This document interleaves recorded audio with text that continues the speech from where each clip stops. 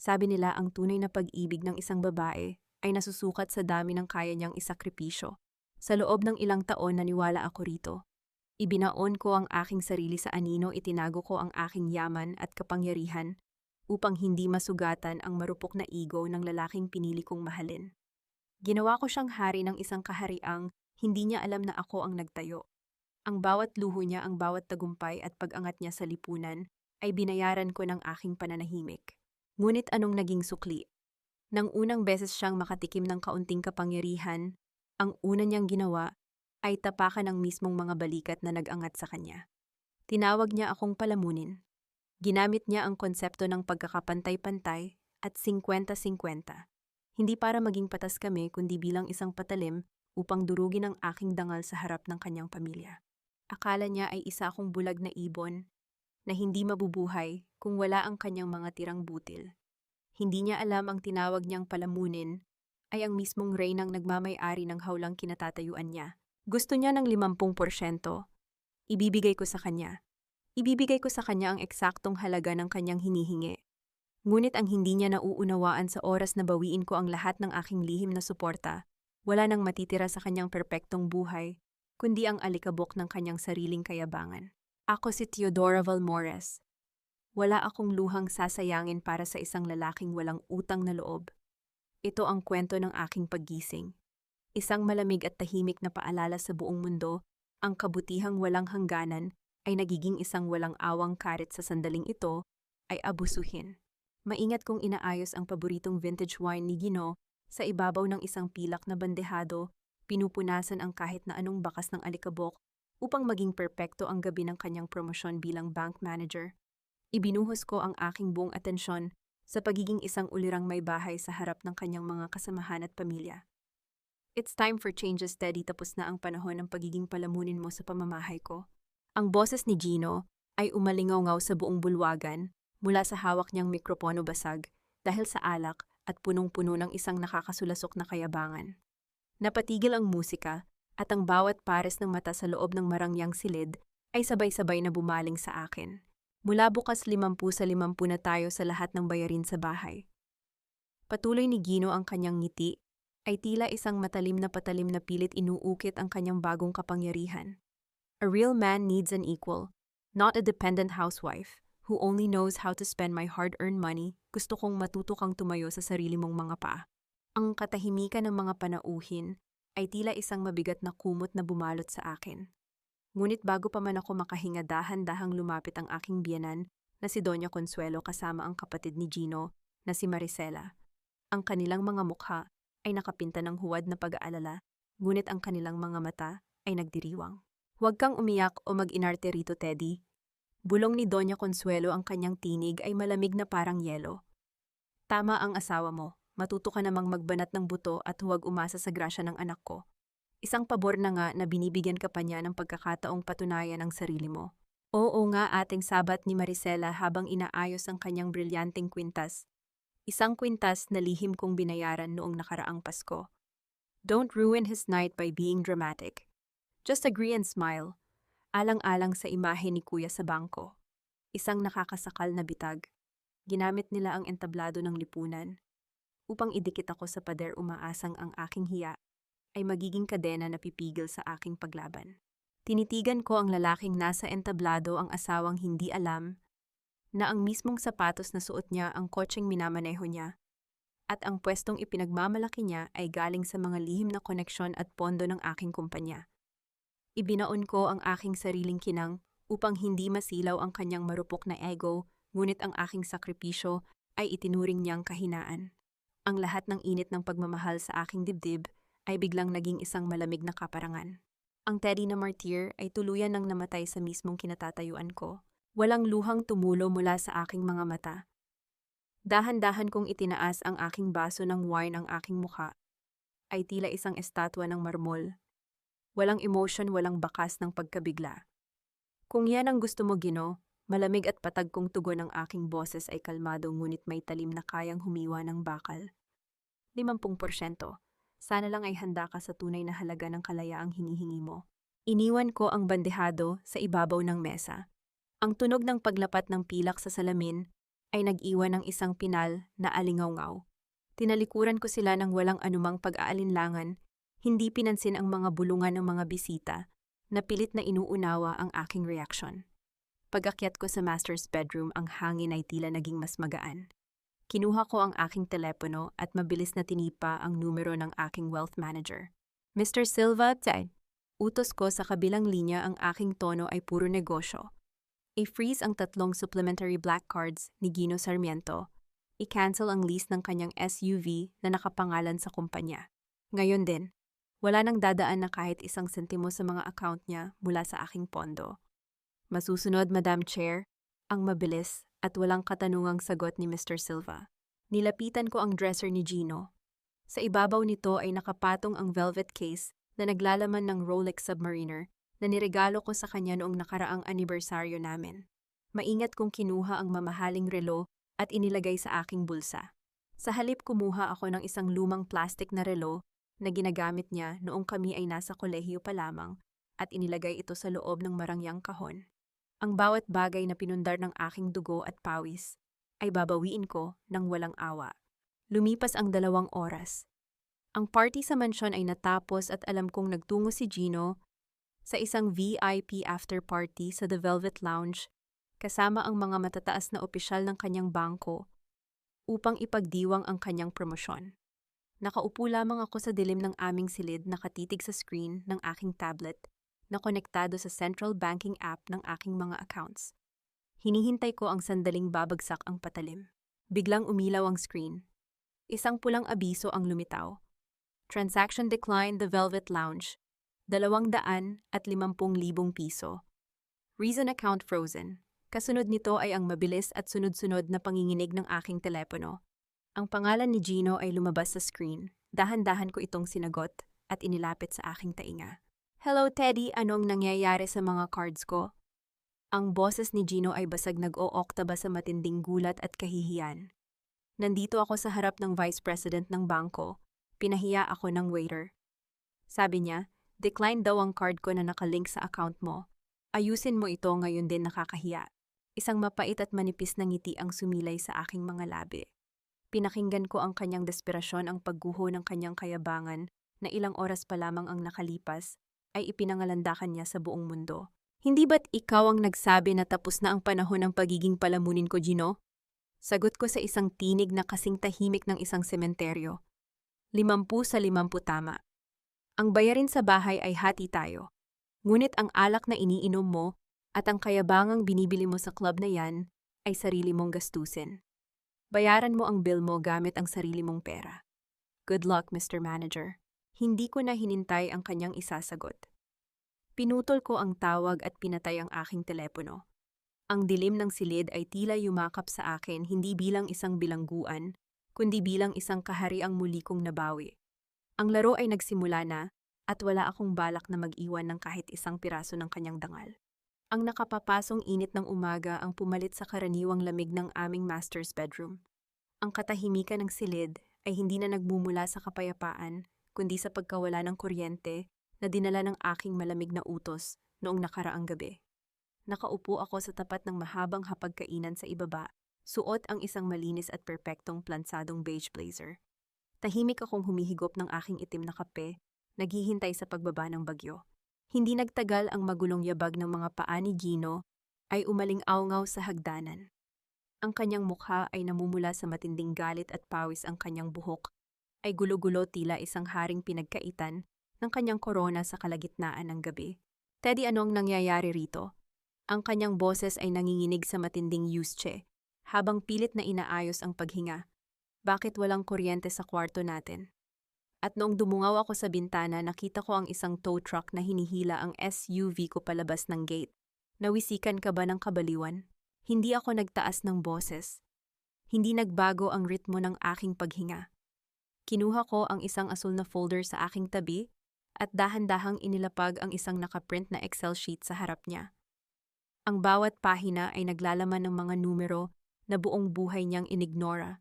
Hiningi mo ang 50% hatian sa lahat ng gastusin natin, Gino. Wika ko, ang aking tinig ay kasing patag at kasing lamig ng isang yelong hindi natutunaw. Ang kabuang gastos ng bahay na ito mula sa kuryente, tubig, upa sa lupa, hanggang sa pasweldo sa mga katulong ay umaabot sa 600,000 piso kada buwan. Ang 50% mo ay 300,000, ngunit ang bagong sweldo mo bilang bank manager ay 100,000 lamang. Napatitig si Gino, sa mga numero ang kanyang mga mata ay nanlalaki habang unti-unting kinakain ng katotohanan ang kanyang ilusyon. Dahil kulang ang kinikita mo, patuloy ko tinanggal ko ang mga luho mo para magkasya sa budget mo. Ibinigay ko na sa kumpanya ang SUV mo dahil hindi nasakop ng kalahati mo ang bayad sa lease. At ang kuryente sa kwarto mo, hindi na bayaran ng auto-debit mula sa account mo kaya pinutol na nila. Bago pa man makasagot si Gino, mabilis na pumasok si Doña Consuelo sa dining room, bit-bit ang kanyang mamahaling bag. Ang kanyang mukha ay nakapinta ng matinding pagkairita at agad siyang dumuro sa akin. Wala kang kwentang manugang, hiyaw ng matanda pilit na ginagamit ang kanyang kasanayan sa panlilinlang at pamamahiya. Bakit hindi gumagana ang VIP card ko sa spa nakakahiya sa mga amigas ko nang tanggihan ako sa front desk? Ganito ba ang igaganti mo sa pamilyang kumupkop sa'yo? Tinitigan ko ang ina ng aking asawa. Sa loob ng maraming taon, tinanggap ko ang kanyang mga insulto kapalit ng peking kapayapaan. Ngunit ngayon ang mga salita niya ay tila mga basag na baso na hindi na kayang makasugat. Ang spa membership ninyo ay hindi kasama sa basic needs ng pamilyang ito, Mama. Tugon ko nang walang kahit anong pag-aalinlangan. Kung gusto ninyong ipagpatuloy ang pagpapamasahe at pag-inom ng tsaa kasama ang inyong mga kaibigan, hingin nyo ang pondo sa anak nyo mula sa kanyang 50%. Patas lamang iyon, hindi ba? Hindi makapagsalita ang mag-ina. Ang hangin sa loob ng bahay ay tila naging isang mabigat na kadena na sumakal sa kanilang kayabangan. Wala silang magawa kundi titigan ang babaeng dati ay nakayuko lamang sa kanilang mga anino. Kinuha ko ang resibo ng kuryente na hindi nabayaran sa kanyang bahagi. Maingat ko itong tiniklop sa isang perpektong parisukat pinasadahan ng aking mga daliri upang matiyak na matalim ang mga tupi nito at dahan-dahang inipit sa ilalim ng kanyang tasa ng kape. Aalis na ako papuntang opisina. Wika ko habang dahan-dahang tumatayo at kinukuha ang aking maliit na designer bag. Siguraduhin mong bayad ang kuryente bago magdilim, Gino. Ayaw kong matulog sa init dahil lang hindi mo kayang panindigan ang sarili mong mga salita.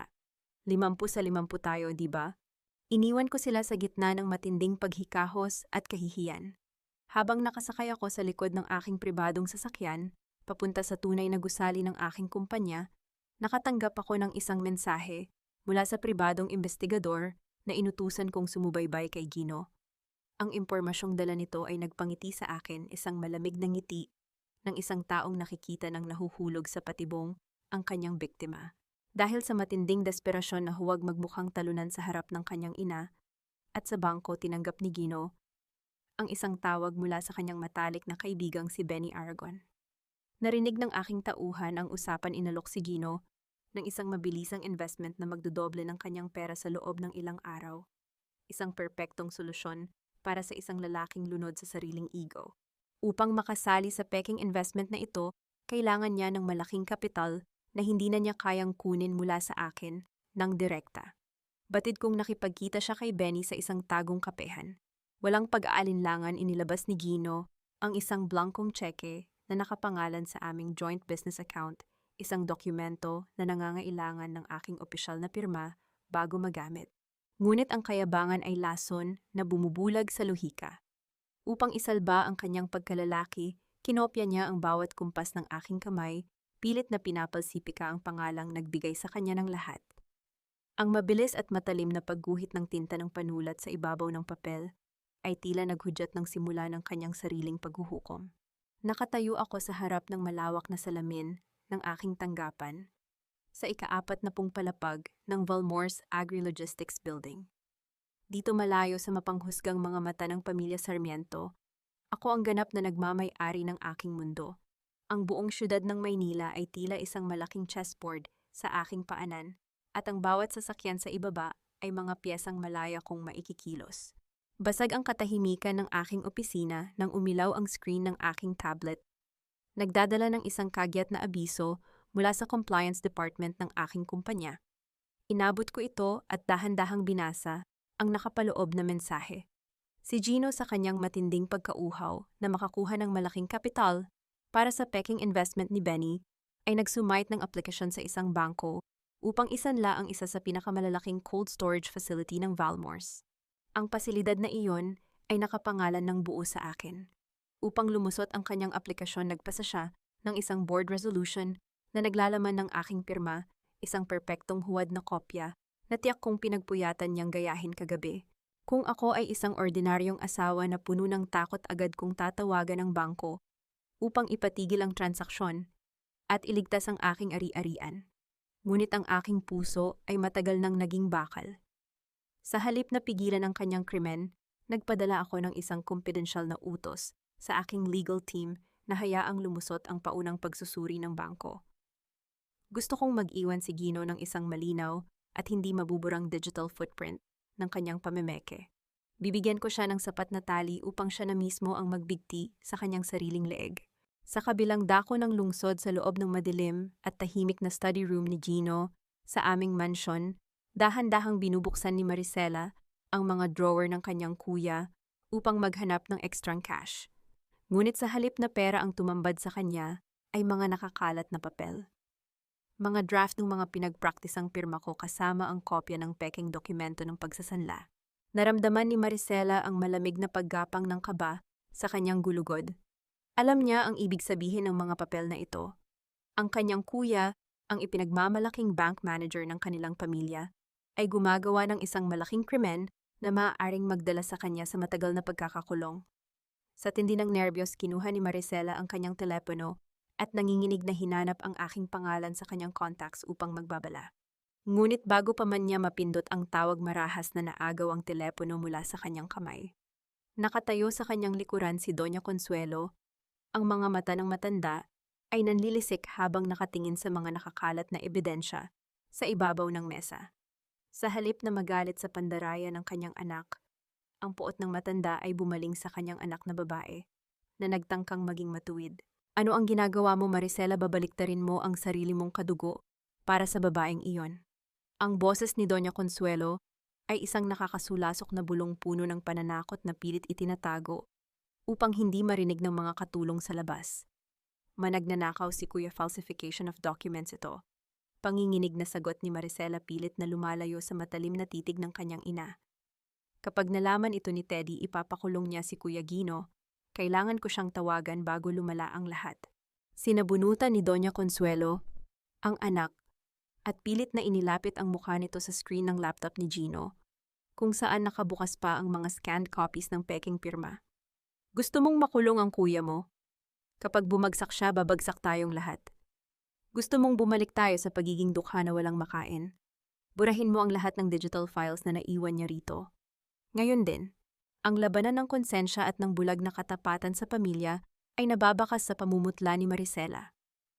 Ang panginginig ng kanyang mga daliri sa ibabaw ng keyboard ay tila isang tahimik na pagsuko sa kasamaan.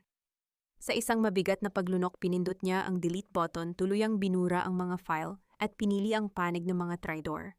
Habang nangyayari ito, pinapanood ko ang bawat galaw ng kanilang IP address mula sa aking opisina. Ang pagbura nila sa mga file sa laptop ni Gino ay walang silbi dahil ang lahat ng ginagawa nila sa network ng mansyon ay matagal nang nakamirror sa aking secure server. Ang kanilang pagtatangka na magtago ng ebidensya ay lalo lamang nagbaon sa kanila sa putikan ng aking patibong. Gayunpaman, sa gitna ng aking kalkuladong tagumpay, isang ulat mula sa aking pribadong investigador ang kumuha ng aking atensyon. Ang kumpanya ni Benny Aragon, ang kaibigang nag-alok kay Gino ng peking investment, ay isang shell company lamang na walang tunay na assets. Ngunit ang mas nakakabahala, ang pondo na ginagamit ni Benny para mambiktima ay nagmumula sa isang lihim na offshore account. Bakit tila sinadya ni Benny na ipasok si Gino sa isang peking investment?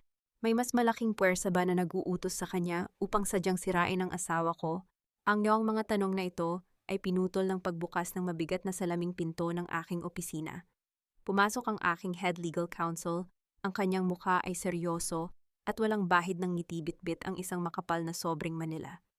Madam Chair, may dumating na subpoena mula sa Anti-Money Laundering Council, formal na ulat ng abogado habang inilalapag ang sobre sa ibabaw ng aking desk. Napakunot ang aking noo. Inasahan kong padadalhan ng subpina si Gino dahil sa kanyang mga kahina-hinalang bank transfers. Ngunit nang basahin ko ang pangalan sa unang pahina ng dokumento, naramdaman ko ang paghinto ng hangin sa aking paligid. Hindi si Gino ang inirereklamo. Ang subpina ay nakapangalan sa akin, Teodora Valmores. Ako ang sinisiyasat para sa kasong money laundering. Dahil lahat ng milyon-milyong pisong ninakaw ni Gino at ng kanyang sindikato ay malinis na naipasagamit ang aking pagkakakilanlan at mga peking pirma na pilit nilang pinagtakpan. Ang octafikat na paglapat ng opisyal na selyo ng korte sa ibabaw ng sobrang Manila ay tila isang babala ng paparating na unos. Ang malamig at artificial na hangin sa loob ng tanggapan ng Anti-Money Laundering Council ay hindi sapat upang palamigin ang tensyon na bumabalot sa buong silid. Nakaupo ako sa gitna ng mahabang mesang yari sa makinis na mahogany, nakasuot ng isang formal na itim na blazer na walang kahit anong gusot. Sa aking harapan ay 3 opisyal ng gobyerno na nag-aakalang ang babaeng kaharap nila ay isang desperadang asawang handang lumuhod para sa kanyang kalayaan. Wala silang alam na ang taong sinusubukan nilang idiin ay ang mismong nagmamay-ari ng sistemang nagpapakain sa kanilang ekonomiya. Ginang Sarmiento malinaw sa mga dokumento ng bangko na ang milyon-milyong pisong pumasok at lumabas sa peking investment firm ay nagmula sa joint account ninyo ng inyong asawa. Wika ng lead investigator, ang kanyang tinig ay puno ng awtoridad na pilit na nagpapabigat sa aking mga balikat. Ngunit ayon sa aming hawak na ebidensya, kayo ang nag-aproba ng mga transaksyong ito. Kung ganoon ay may malaking butas ang inyong investigasyon. Kalmado kong sagot, ang aking mga mata ay nakatitig ng diretso sa kanya. Hindi ko kailanman inilagay ang aking pirma sa anumang dokumento para sa kumpanyang iyon. Bumukas ang mabigat na pintuan sa likuran ng silid, isang pagbukas na umalingaw-ngaw sa tahimik na bulwagan. Inasahan ko ang pagpasok ng aking mga tauhan, ngunit ang taong naglakad papasok ay tila isang punyal na sadyang itinarak sa aking tiwala. Pumasok si Maricela, ang kapatid ni Gino. Nakayuko at iniiwasan ang aking paningin. Sa likuran ng gallery nakita ko si Doña Consuelo na mayabang na nakadekwatro. Ang labi ng matanda ay kumurba sa isang mapanuyang ngisi. Ang ngiti ng isang taong nag-aakalang siya ang nagwagi sa larong ito. Narito ang aming star witness. Pagpapakilala ng investigador. Miss Maricela Sarmiento, maaari mo bang patunayan ang iyong sinumpaang salaysay? Nanginginig ang mga kamay ni Maricela habang umuupo sa silyang inilaan para sa kanya. Humugot siya ng malalim na hininga bago pilit na itinaas ang kanyang tingin sa mga opisyal. Oo po, nauutal na wika ni Maricela. Narinig ko po mismo na inuutusan ni Teddy ang kuya ko. Siya po ang utak sa likod ng investment. Napilitan lang pong sumunod si Kuya Gino dahil tinatakot siya ni Teddy na tatanggalan siya ng suporta. Isang perpektong kasinungalingan. Ginamit nila ang aking pagiging tahimik at ang pagputol ko sa kanilang pondo upang baligtarin ang naratibo. Nais nilang gawin akong halimaw upang protektahan ang basag na ego ni Gino at ang kasakiman ni Doña Consuelo. Ang mist of distrust ay hindi na isang hamog. Ito ay naging isang lason na bumalot sa buong pamilya Sarmiento. Ngunit hindi ako umiyak. Hindi ako nagwala o sumigaw ng kawalang katarungan. Dahan-dahan kong inayos ang kwelyo ng aking blazer, isang munting galaw ng kamay, na nagpapakita na ang aking kahinahunan ay hindi kailanman mababasag ng kanilang murang dula-dulaan. Bago pa man makapagsalita ang investigador, upang formal na maglabas ng warrant, muling bumukas ang pintuan ng bulwagan. Ang mga matutulis na yabag ng isang babaeng naglalakad ng may ganap na awtoridad ay bumasag sa tagumpay ni Doña Consuelo. Pumasok si Attorney Isadora Isa Vergel. Suot ang isang matalim na pulang suit, bitbit ang isang makapal na itim na briefcase. I object to this entire circus, malakas at malinaw na pahayag ni Isa, habang inilalapag ang briefcase sa ibabaw ng mesa ng mga investigador. Ang sinumpaang salaysay ng saksing ito ay isang tahasang panlilinlang na pinilit ng kanyang ina at mayroon akong digital footprint upang patunayan ito. Nawala ang ngisi sa mukha ni Doña Consuelo. Nanlaki ang mga mata ni Maricela habang unti-unting namumutla ang kanyang pisngi. I present to the council the encrypted server logs from Valmores Agri-Logistics. Patuloy ni Isa, ang kanyang mga mata ay nanlilisik sa tapang habang naglalabas ng mga opisyal na dokumento. Ang IP address kung saan ginawa ang mga pekeng dokumento ay nagmula sa personal na laptop ni Gino Sarmiento. Bukod pa rito ang timestamp kung kailan sinubukan burahin ni Ms. Maricela ang ebidensya ay nakarehistro rin sa system. My client Teodora Valmores is not the mastermind. She is the victim of a coordinated identity theft orchestrated by her own husband. Binasa ng mga opisyal ang mga dokumentong may selyo ng mga dalubhasa sa cyber forensics. Ang ebidensya ay hindi maitatanggi at hindi mabubutas ng kahit anong pekeng luha. Tumingin ang lead investigator kay Maricela na ngayon ay tahimik na humihikbi bago bumaling sa nanliliit na bulto ni Doña Consuelo. Pansamantalang itinitigil ang investigasyon laban kay Ginang Valmores. Buksan ang investigasyon para sa perjury laban kay Ms. Sarmiento. Tumayo ako mula sa aking kinauupuan. Dahan-dahan akong naglakad palapit kay Maricela, na ngayon ay halos hindi na makahinga sa matinding takot. Tinitigan ko siya ng walang kahit anong bahid ng awa. Ang katapatan mong binili ng takot ay babayaran mo ng kalayaan, Maricela. Bulong ko sa kanya sapat na upang siya lamang ang makarinig. Sabihin mo sa ina mo ang laro ay nagsisimula pa lamang. Iniwan ko sila sa loob ng silid na nababalot ng kanilang sariling kahihiyan. Naglakad ako palabas patungo sa mahabang pasilyo ng korte tahimik at taas noo. Sumunod sa akin si Isa, ang tunog ng kanyang mataas na takong sa sahig ay tila isang martsa ng tagumpay. Salamat sa mabilis na pagdating, Attorney Isa. Ngunit nagtataka ako kung bakit inialok mo ang iyong serbisyo sa aking kumpanya nang walang hinihinging bayad, wika ko nang hindi nililingon ng abogada. Huminto kami sa tapat ng malaking salamin ng pasilyo. Tinitigan ako ni Isa at sa unang pagkakataon, nakita ko ang isang nagbabagang puot, sa kanyang mga mata isang puot na kasing tindi ng sa akin. Dahil hindi lang ikaw ang biktima ng mga Sarmiento, Teddy, ibinulong ni Isa ang kanyang boses ay nanginginig sa matagal na pagpipigil. Ang tunay kong pangalan ay Isadora Sarmiento, kapatid ko si Gino sa labas, at nandito ako para bawiin ang bawat sentimong ninakaw ng kanyang ina mula sa amin ng aking namatay na ina.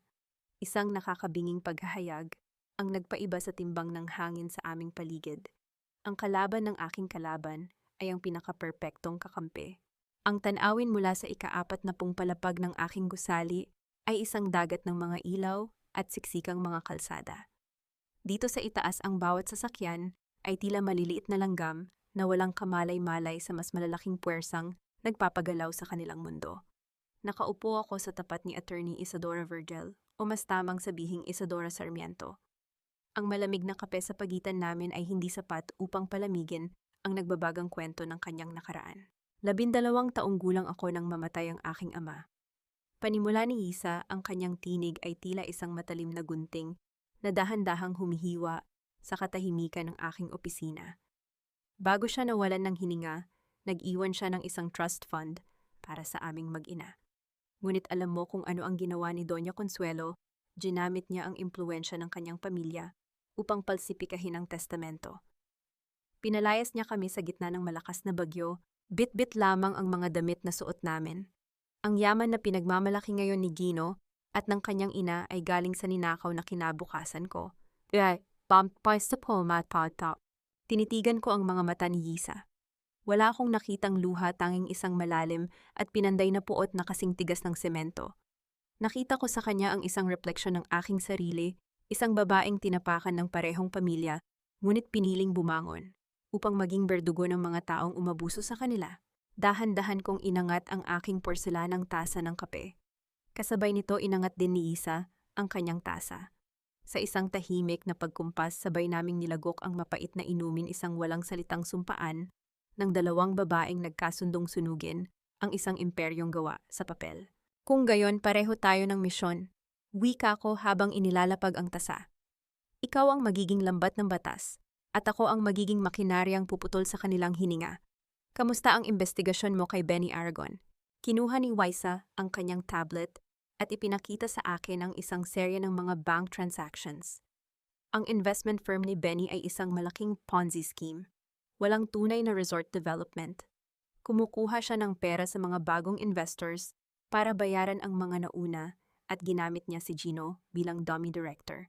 Ngayon na bumabagsak na ang kumpanya, lahat ng galit na investors ay kay Gino naniningil. Ginawa siyang pain ng sarili niyang matalik na kaibigan. Isang malamig at kalkuladong ngiti ang sumilay sa aking mga labi. Ang hangal na si Gino ay naghahanap ng mabilisang pera upang punan ang puwang ng aking 50%, ngunit sa halip na makaahon siya mismo, ang sumuot sa sarili niyang kabaong. Alam ko, patag kong sagot dahilan upang mapakunot ang noo ni Yisa.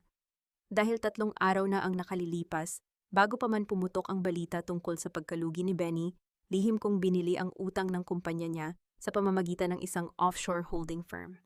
I own his debts now, Yisa. Ako ang pinakamalaking pinagkakautangan ni Gino at hindi niya ito alam. Sa oras na ipasara natin ang lambat, wala siyang ibang tatakbuhan kundi ang mga rehas na ako mismo ang nagpanday. Napatitig si Isa sa akin, ang kanyang mga mata ay nanlaki sa pinaghalong gulat at matinding paghanga. Ang financial guillotine na inihanda ko ay perpekto. Habang iniisip ni Gino na ang aking mga account ay naka-freeze dahil sa kasong isinampa nila, unti-unti ko nang binibili ang mismong hanging kanyang nilalanghap. Sa kalagitnaan ng aming pagpaplano, pumasok si Simon, ang aking head of security. May dala siyang isang maikling ulat mula sa aming surveillance team na nakabantay sa mansyon. Madam Chair, nagkakagulo na po sa bahay ng mga Sarmiento. Ulat ni Simon, ang kanyang boses ay puno ng profesionalismo. Walang tigil ang pagring ng mga telepono nila mula sa mga galit na investors. Si Gino ay nagtatago sa kanyang kwarto, habang si Doña Consuelo ay napansin naming labis na nag-iingat sa isang lumang bakal na kahadeyero sa ilalim ng kanyang kama.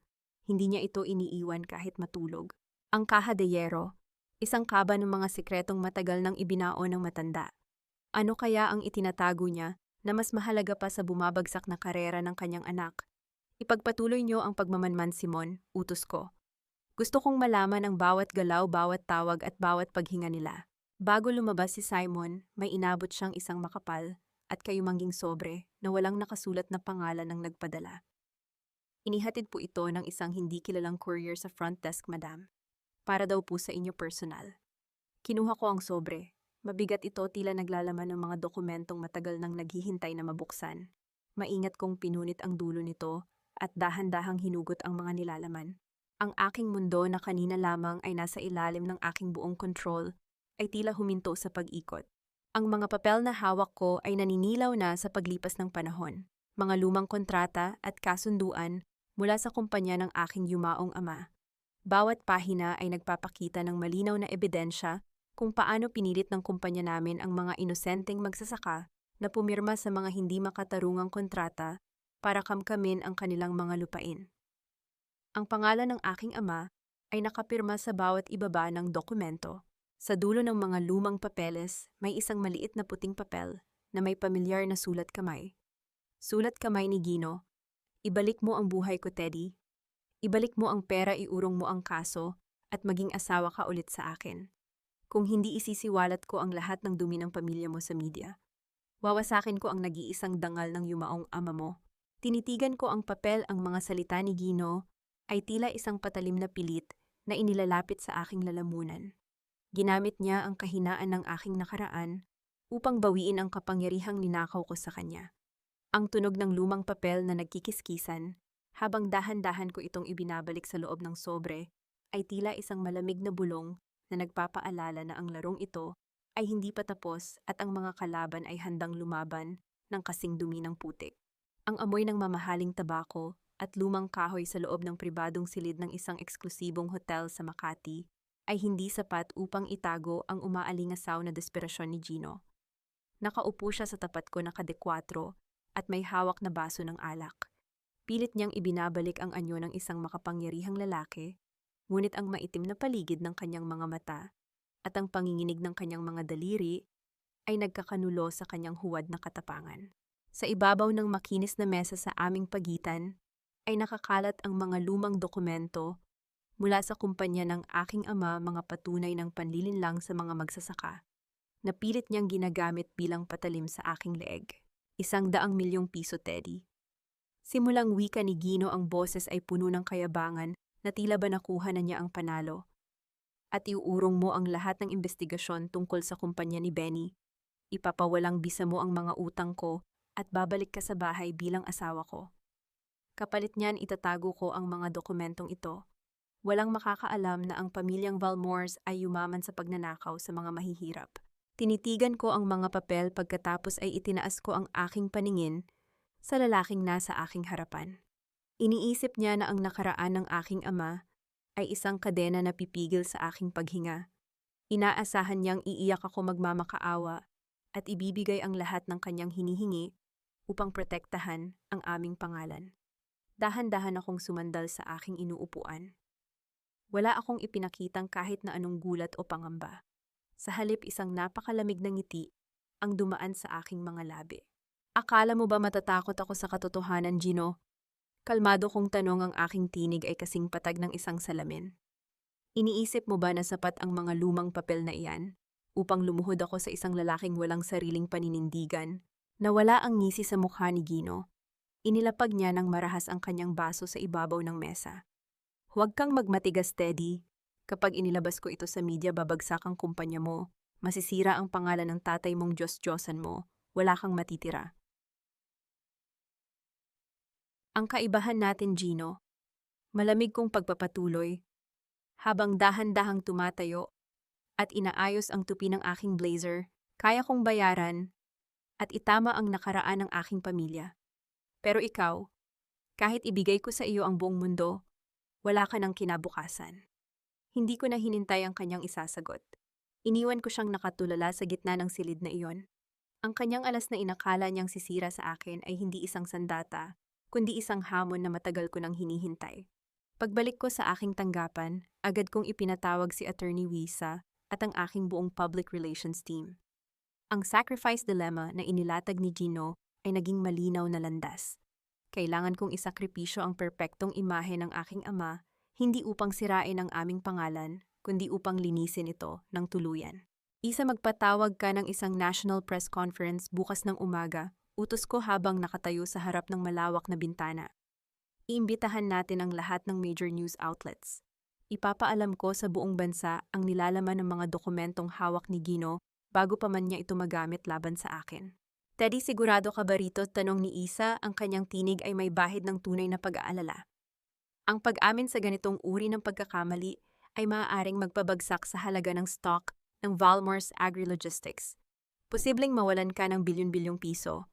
Nilapitan ko ang aking mesa at dahan-dahang hinawakan ang isang lumang litrato namin ng aking ama na nakasilid sa isang pilak na frame. Ang lamig ng salamin ay tila nagpapahinahon sa init ng aking dibdib. Pera lang iyan, Isa. Bulong ko habang maingat na pinupunasan ang alikabok sa ibabaw ng litrato. Ang yaman ay maaring bawiin, ngunit ang dangal na sinira ng panlilinlang ay kailangang tubusin ng katotohanan. Aayusin ko ang pagkakamali ni Papa. Hindi ko ito itatago tulad ng ginagawa ng mga Sarmiento sa kanilang mga kasalanan.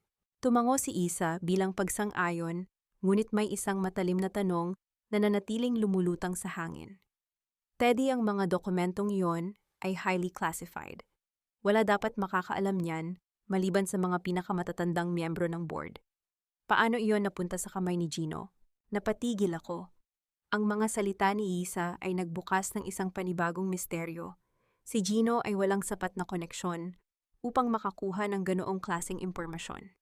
Naalala ko ang ulat ni Simon tungkol sa bakal na kahadeyero na pilit na pinababantayan ni Doña Consuelo sa ilalim ng kanyang kama.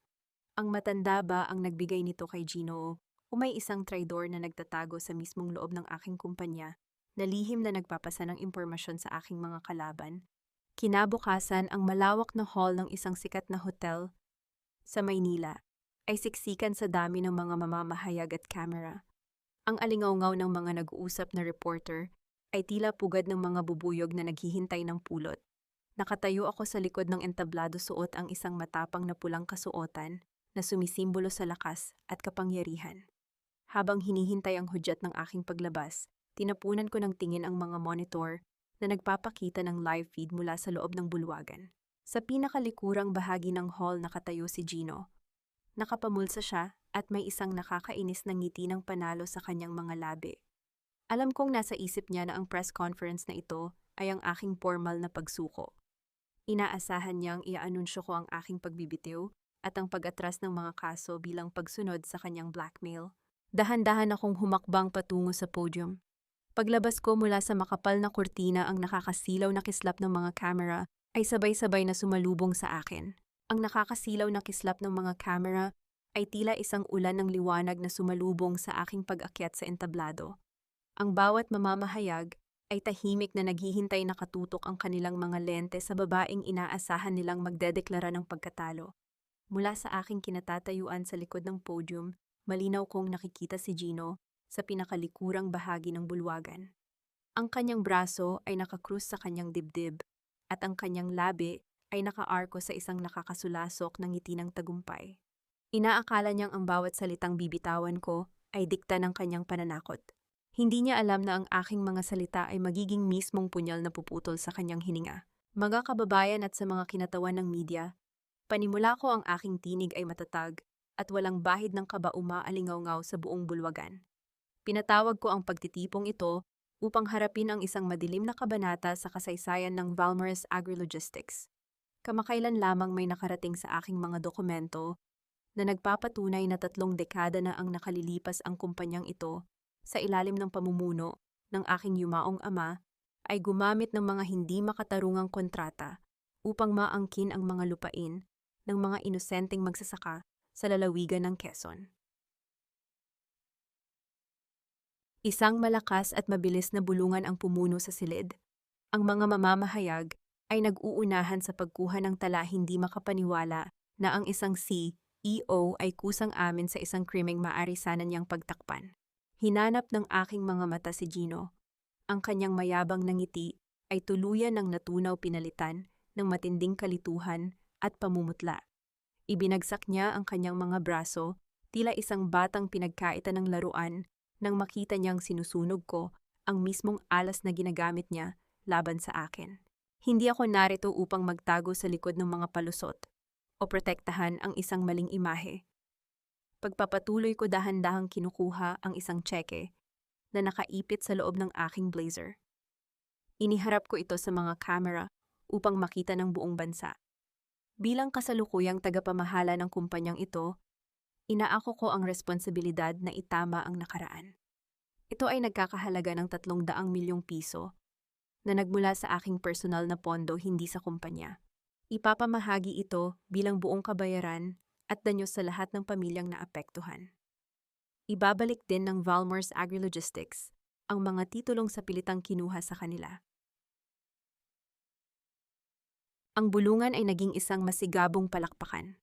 Ang mga taong nag-akalang makakakita ng isang duwag na opisyal ay sumaksi sa pag-usbong ng isang reynang marunong humarap sa katotohanan. Ang aking sacrifice dilemma ay nagbunga ng isang malinis na pangalan na hinding-hindi na mabibili ng kahit na sinong mangingikil. Sa gilid ng entablado, dahan-dahang umakyat ang isang matandang lalaki na nakasuot ng simpleng barong. Siya si Mang Kanor, ang kinatawan ng mga magsasakang biktima. Lumapit siya sa akin, ang kanyang mga mata ay nangingilid sa luha. Walang salitang namutawi sa kanyang mga labi, ngunit mahigpit siyang yumakap sa akin.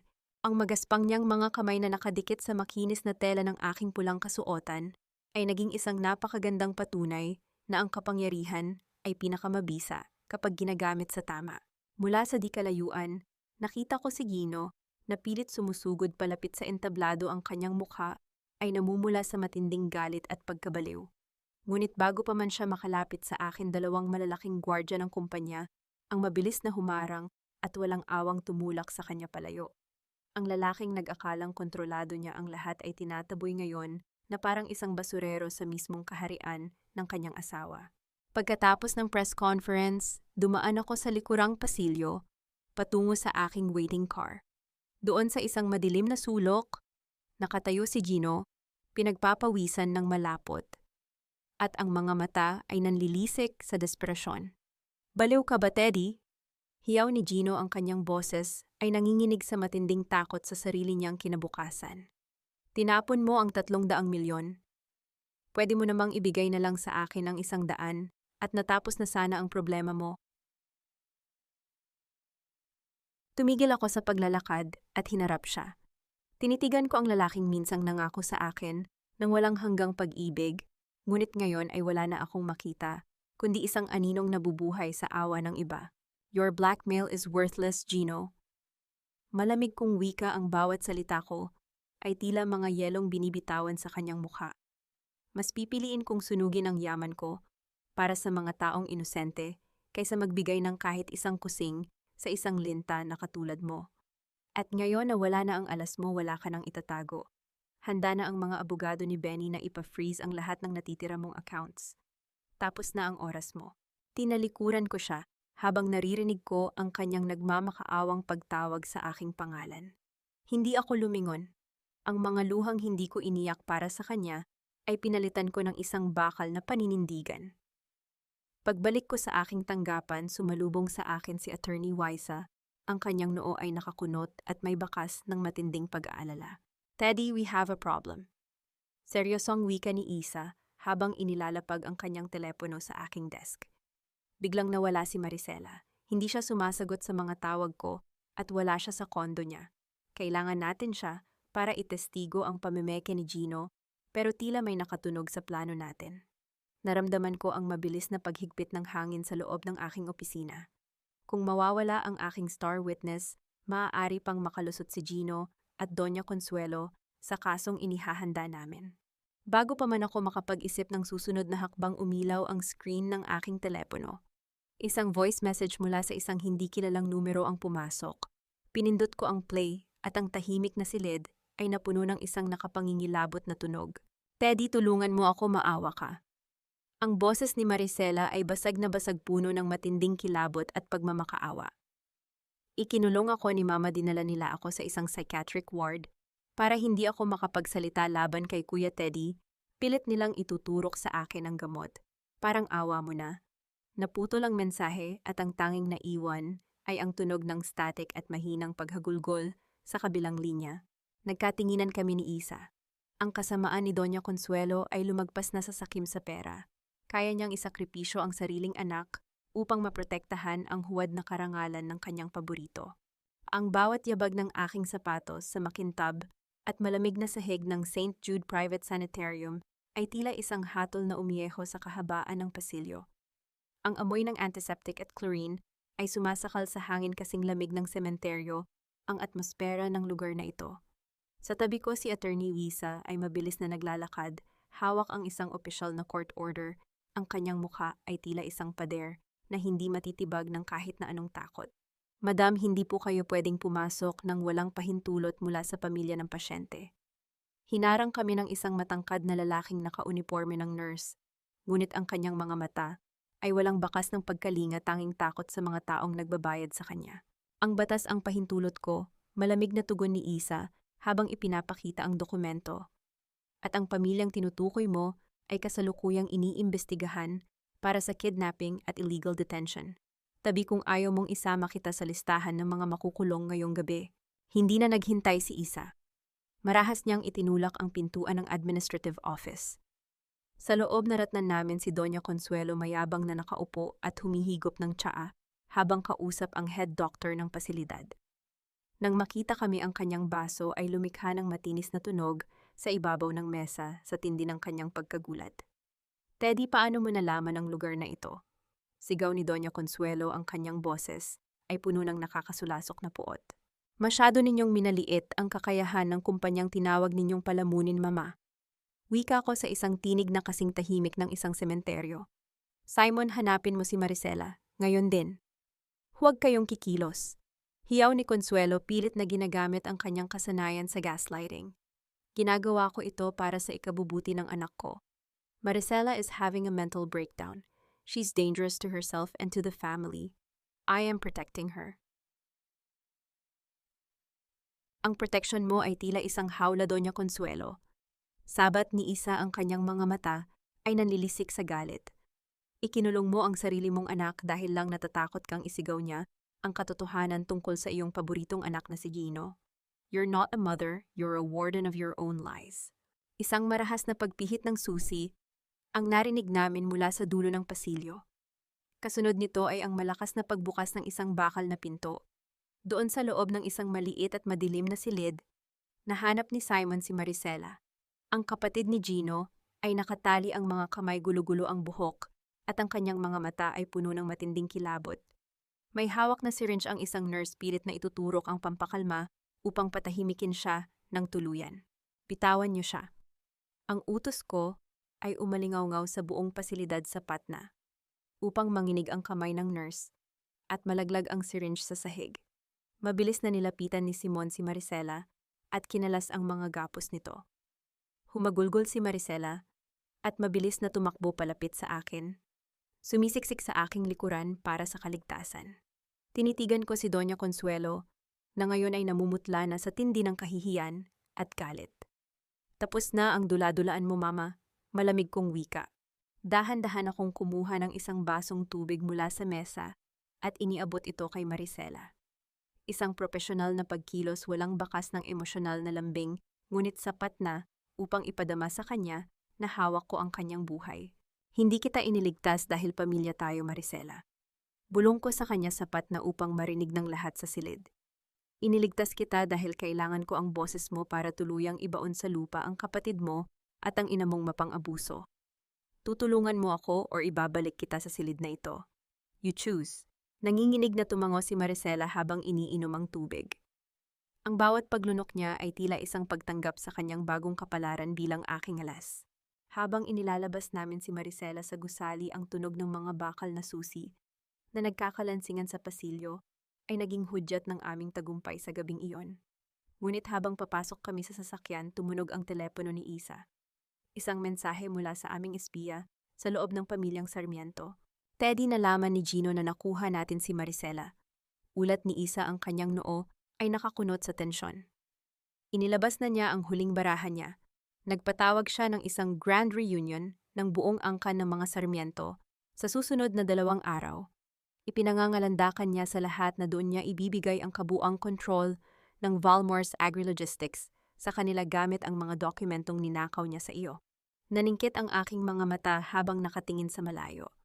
Ang grand reunion, ang rurok ng kanilang kayabangan. Inakala ni Gino na dahil sa investigasyon laban sa akin, ay tuluyan na niyang makukuha ang aking imperyo. Ibigay mo sa kanya ang gabing iyon, Isa. Malamig kong utos habang dahan-dahang sumasandal sa upuan ng sasakyan. Gusto kong magdiwang sila. Gusto kong isipin nilang sila ang may hawak ng mundo. Dahil sa gitna ng selebrasyon nila, ako mismo ang magsisindi ng mitya ng kanilang pagbagsak. Ang katahimikan sa loob ng aking kumpidensyal na safe house ay tila isang telang maingat na hinahabi para sa isang espesyal na okasyon. Nakaupo ako sa dulo ng isang mahabang mesang kristal kaharap sina Attorney Isa at Maricela. Sa harap namin ay nagkalat ang mga ebidensyang magsisilbing mga pako sa kabaong ng ambisyon ni Gino. Ang bawat piraso ng papel, ang affidavit ni Maricela, ang confession tape ni Benny Aragon na binili ko sa pamamagitan ng aking offshore firm, at ang mga original na bank records ay maingat na inayos ni Isa sa loob ng isang makapal na itim na folder. Handa na ang lahat, Teddy man. Wika ni Isa, ang kanyang tinig ay walang bahid ng pag-aalinlangan. Ang bawat butas na sinubukan nilang takpan ay selyado na natin. Sa sandaling ilatag natin ito sa harap ng angkan ng mga Sarmiento, walang kahit na sinong abogado ang makakapagligtas sa kanila. Tinitigan ko si Maricela. Maputla pa rin ang kanyang mukha mula sa trauma ng sanitarium, ngunit may isang bagong klase ng apoy sa kanyang mga mata, isang puot na idinikta ng katotohanang kaya siyang itapon ng sarili niyang ina para lamang sa pera. Sigurado ka na ba rito, Maricela? Tanong ko, ang aking boses ay nananatiling lohikal at malamig. Wala nang balikan kapag pumasok tayo sa bulwagang iyon. Tapos na ang pagiging sunod-sunuran ko, Ate Teddy. Sagot ni Maricela, ang kanyang boses ay hindi na nanginginig. Ikinulong ako ni Mama na parang hayop. Ngayon gusto ko siyang makitang mahulog sa sarili niyang hukay. Isang maikling abiso ang nag-vibrate sa aking telepono. Isang mensahe mula kay Gino. Isang litrato ng isang marangyang imbitasyon na may gold embossed na pangalan ng mga Sarmiento. Teddy, huwag kang mawawala sa grand reunion bukas sa Grand Ballroom ng Diamond Hotel. Bilang asawa ko, gusto kong saksihan mo ang formal na paglilipat ng Valmores Agri-Logistics sa ilalim ng aking pangalan. Pumunta ka para makita mo kung paano mamuno ang isang tunay na lalaki. Huwag kang mag-alala, hahayaan ko pa rin kayong tumira ni Mama sa servants' quarters kung magmamakaawa ka ng maayos. Isang manipis at mapait na ngiti ang sumilay sa aking mga labi. Ang kayabangan ni Gino ay tila isang lobo na patuloy na hinihipa ng hangin, hindi niya alam na malapit na itong sumabog sa tindi ng presyon. Inaasahan niyang tatanggapin ko ang kanyang insulto nang may luha sa aking mga mata. Tumayo ako at naglakad patungo sa aking walk-in closet. Doon maingat kong pinili ang aking susuotin para sa susunod na gabi. Hindi ko pinili ang anumang itim na sumisimbolo sa pagdadalamhati. Sa halip, kinuha ko ang isang malinis, matalim at perpektong tabas na puting suit. Ito ang aking baluti. Ito ang uniforme ng isang berdugo na handang magpataw ng hatol. Humarap ako sa malaking salamin. Inilapat ko ang isang matapang na pulang lipstick sa aking mga labi, ang huling ukit ng aking transformasyon. Ang Teddy na nagtago sa anino, ang Teddy na nagsakripisyo ng sariling yaman para sa kapayapaan ng asawa, ay tuluyan ng naglaho. Ang nakatitig sa salamin ngayon ay ang chairperson ng Valmores Group, ang babaeng may hawak ng bawat hininga ng ekonomiyang kinatatayuan ni Gino. Simon Patton, tawag ko sa aking security head sa pamamagitan ng intercom. Madam Chair, ihanda ang itim na sasakyan bukas ng alas 7 ng gabi. Utos ko, ang aking boses ay kasing talas ng yelo. At Simon, siguraduhin mong ang lahat ng multimedia screens sa ballroom ng hotel ay nakalink sa ating server. Gusto ko sa oras na magsalita si Gino, ang buong mundo ang makakita sa kanyang pagguho. Dumating ang gabi ng reunion. Ang grand ballroom ng Diamond Hotel ay nababalot ng ningning ng mga chandelier at ang amoy ng mamahaling pabango ng mga sarmiento. Mula sa labas ng gusali sa loob ng aking sasakyan, naririnig ko ang mahinang tunog ng palakpakan at ang boses ni Gino na nagyayabang sa mikropono sa loob. Tumingin ako kay Isa na nasa aking tabi. Hawak niya ang sobre na naglalaman ng lihim na testamento ng ama ni Gino, isang dokumentong nakuha namin mula sa Caja de Hierro ni Doña Consuelo sa tulong ng isang kumpidensyal na operasyon ni Simon kagabi. Panahon na puting bulong ko, dahan-dahan kong binuksan ang pinto ng sasakyan. Ang tunog ng aking sapatos sa semento ay tila isang hudyat ng paparating na bagyo. Naglakad ako patungo sa malaking pintuan ng ballroom, taas noo, bitbit ang katarungang matagal kong ipinagkait sa aking sarili. Ang bawat yabag ko sa pasilyo ay tila isang dahan-dahang pagpunit sa kasaysayan ng pamilya Sarmiento. Sa likod ng mga pintong iyon, naghihintay ang rurok ng kanilang kayabangan at ang simula ng kanilang walang hanggang kahihiyan. Ang bawat hakbang ko sa gitna ng grand ballroom ay tila isang dahan-dahang pag-ukit ng katarungan sa malamig na sahig. Ang bulwagan ay puno ng ningning mula sa mga dambuhalang chandelier at ang bawat mesa ay nababalot ng sutla. Ngunit para sa akin, ang lahat ng ito ay tila isang entablado lamang para sa isang malaking kasinungalingan. Sa gitna ng stage nakatayo si Gino. Hawak niya ang mikropono, ang kanyang dibdib ay busog sa hangin ng kayabangan habang nakangiti sa mga kamag-anak naming naroroon. Ladies and gentlemen, tonight is not just a reunion, pahan.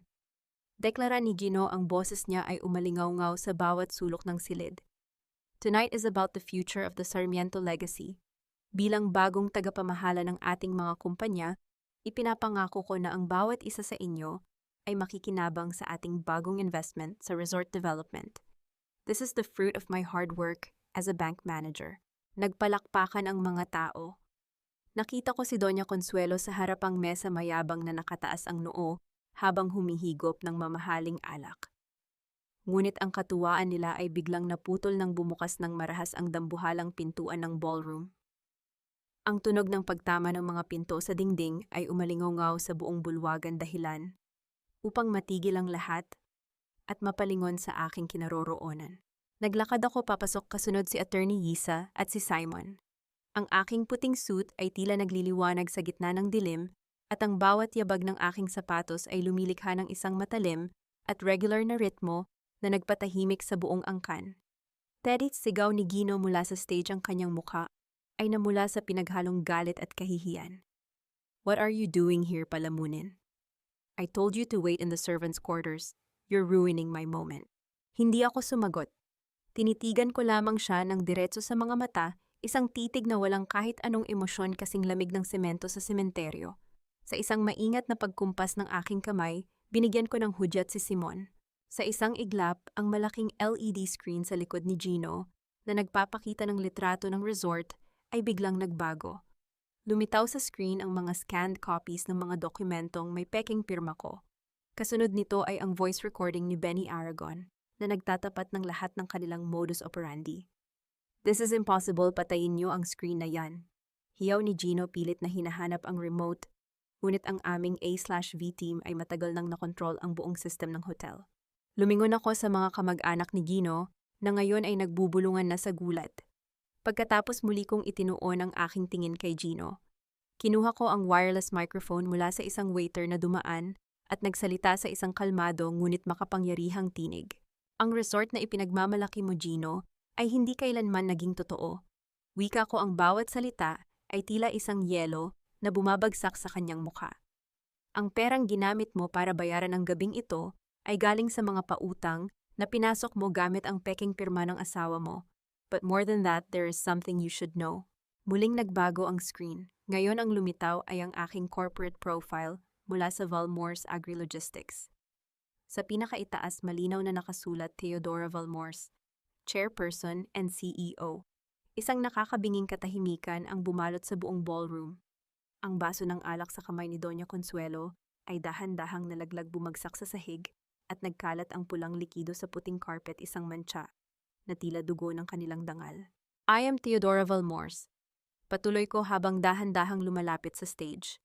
Ang kumpanyang sinubukan mong pagnakawan ay pagmamay-ari ko mula pa sa simula.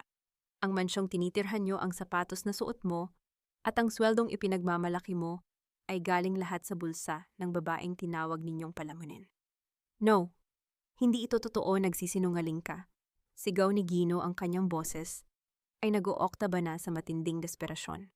Sa tindi ng puot, bumaba si Doña Consuelo mula sa kanyang upuan at sumugod palapit sa akin. Itinaas niya ang kanyang kamay, handa na akong sampalin sa harap ng lahat, upang isalba ang huling hibla ng kanyang pagmamalaki. Mapanlin lang kang babae ka, binaboy mo ang pangalan namin, hiyaw ng matanda. Ngunit bago pa man dumapo ang kanyang palad sa aking mukha, mabilis na nasalo ni Attorney Isa ang kamay ng matanda sa ere. Hinawakan ni Isa ang pulsuhan ni Consuelo. Nang may matinding puwersa ang kanyang mga mata, ay nanlilisik sa galit. Huwag mong hahawakan ang kliyente ko. Ina, malamig na wika ni Isa, sapat na upang marinig ng lahat sa pamamagitan ng microphone. Napatitig si Consuelo kay Isa, ang kanyang panga ay nanginig at ang kanyang mukha ay nawalan ng kulay nang makilala ang anak na itinapon niya maraming taon na ang nakalilipas. Hindi ako kumurap habang pinapanood ko ang pagpasok ng mga ahente ng NBI sa gitna ng Grand Ballroom. Ang bawat hakbang nila ay tila mga huling pako sa kabaong ng pamilya Sarmiento. Ang bawat pares ng mata sa loob ng bulwagan ay nakasaksi sa pagbabago ng ihip ng tadhana. Ang dating makapangyarihang angkan ay dahan-dahang lumulubog sa sarili nilang putikan. Gino Sarmiento, ikaw ay nasa ilalim ng pag-aresto para sa qualified theft at falsification of public documents, pahayag ng lead agent sa isang tinig na walang bahid ng emosyon. At Doña Consuelo Sarmiento, ikaw ay inaaresto para sa falsification of will, illegal detention at pakikipagsabwatan sa krimen. Nagsimulang magkagulo ang mga kamag-anak. Si Gino ay nanginginig, ang kanyang panga ay tila nanigas habang nakatingin sa mga bakal na posas. Si Doña Consuelo naman ay pilit na kumakawala sa pagkakahawak ni Isa. Ang kanyang mukha ay nababalot ng isang klase ng kabaliwan. Wala kayong karapatan. Ako ang matriarch ng pamilyang ito. Hiyaw ni Consuelo, pilit na ginagamit ang kanyang kasanayan sa gaslighting hanggang sa huling sandali. Teddy, sabihin mo sa kanila, pakitang tao lang ang lahat ng ito. Diba gusto mo lang akong takutin? Tumingin ako sa matanda. Ang Teddy na dating yumuyukod sa kanya ay wala na. Ang nakatayo sa harap niya ay ang babaeng nagpatakbo ng ekonomiyang kinain niya sa loob ng maraming taon. Ang tanging pakitang tao rito, Mama, ay ang inyong dangal. Malamig kong sagot ang aking boses ay umalingaw sa microphone. Simon, iabot mo ang dokumento. Inilabas ni Simon ang orihinal na testamento ng ama ni Gino. Iniharap ito ni Isa sa mga ahente at sa buong angkan. Ito ang tunay na huling habilin ni Don Roberto Sarmiento. Dito nakasaad na ang kalahati ng kumpanya ay para sa kanyang panganay na anak na si Isadora at ang natitira ay para kay Gino sa ilalim ng kondisyon na hindi ito maaaring pakialaman ni Consuelo. Pinalsipika ito ni Doña Consuelo, 15 taon na ang nakalilipas. Isang malakas na bulungan ng kahihiyan ang pumuno sa silid. Ang hiya na pilit nilang iniwasan sa pamamagitan ng panunumbat sa akin ay ngayon ay tila isang malaking alon na lumunod sa kanila. Nang maramdaman ni Gino ang malamig na bakal ng posas sa kanyang mga pulso, ang kanyang kayabangan ay biglang gumuho. Bumagsak siya sa kanyang mga tuhod sa harap ko sa gitna ng stage. Ang kanyang mga luha ay pilit na dumadaloy hindi dahil sa pagsisisi, kundi dahil sa matinding takot sa sarili niyang kinabukasan. Teddy, please, mag-asawa tayo 50-50 tayo sa problema. Di ba, pagmamakaawa ni Gino ang kanyang boses ay basag na basag. Tulungan mo ako. Sasabihin ko sa lahat na nagkamali lang ako. I'll do anything. Magiging palamunin mo ako. Basta huwag mo lang akong ipakulong. Dahan-dahan akong lumuhod upang maging kapantay ng kanyang paningin. Tinitigan ko siya nang malapitan ang lalaking minsang naging mundo ko, ngunit ngayon ay tila isang basurang itatapon na lamang. Ang 50-50 ay para sa mga taong may ambag sa relasyon, Gino. Bulong ko sa kanya sapat na upang marinig ng mga nasa unang mesa. Ikaw, wala kang dinala sa buhay ko, kundi ang bigat ng iyong insecurity. Hindi mo ako nawala dahil mas kaunti ang pera mo. Nawala mo ako nung ginamit mo ang pagkakataon mong umangat para lang durugin ang babaeng binuo ang pagkatao mo. Tumayo ako ng tuwid. Inayos ko ang aking puting suit sa huling pagkakataon. Guardianship is over, Gino, at ang palamuning tinutukoy mo. Ngayon titingnan natin kung paano ka mabubuhay sa pagkain ng gobyerno sa loob ng rehas. Sa huling pagkakataon pumasok si Maricela sa ballroom. Hawak niya ang kanyang ulo nang mataas pinatutunayan sa harap ng buong angkan na ang kanyang sariling ina ang nagkulong sa kanya upang pagtakpan ang krimen ng kanyang kuya. Ang bawat salita niya ay naging huling pako sa kabaong ng mga Sarmiento. Kinakaladkad na palabas ng hotel sina Gino at Doña Consuelo. Naririnig ko ang matinis na tunog ng pagsasara ng pinto ng police mobile sa labas, tila isang huling hininga ng katarungan. Ang bulwagan ay nanatiling tahimik, ang mga kamag-anak ay hindi makatingin ng diretso sa akin. Lumingon ako kay Isa. Isang matatag na pagtango ang ibinigay ko sa kanya. Ang misyon ay tapos na. Ang aming alyansa ay nagbunga ng isang bagong simula. Tapos na ang selebrasyon, wika ko sa mga panauhin. Maari na kayong umuwi. Ang Valmores Agri-Logistics ay muling magbubukas bukas, nang wala ang mga Sarmiento. Naglakad ako palabas ng ballroom, ang tunog ng aking sapatos sa marmol na sahig ay tila isang martsa ng kalayaan. Hindi na ako ang anino ng asawa ni Gino. Ako si Teodora Valmores. At sa pagkakataong ito, wala nang sino man ang makakapagsabi sa akin kung magkano ang aking halaga. 1 taon na ang lumipas mula nang gumuho ang kaharian ng mga Sarmiento, ngunit ang sikat ng araw na tumatama sa beranda ng aking bagong opisina ay tila nagpapahiwatig na ang bawat sugat ay may kaakibat na paghilom. Nakatayo ako sa harap ng malawak na bintana, tinitingnan ang dating mansyon na itinayo ko para sa isang maling pangarap. Ngayon ang gusaling iyon ay hindi na simbolo ng aking pagtitiis. Ang malaking signboard sa harap nito ay malinaw na nagpapahayag ng bagong layunin nito, Valmores Haven, Center for Financial Empowerment and Recovery. Dahan-dahan kong iniligpit ang mga huling papeles sa aking mesa.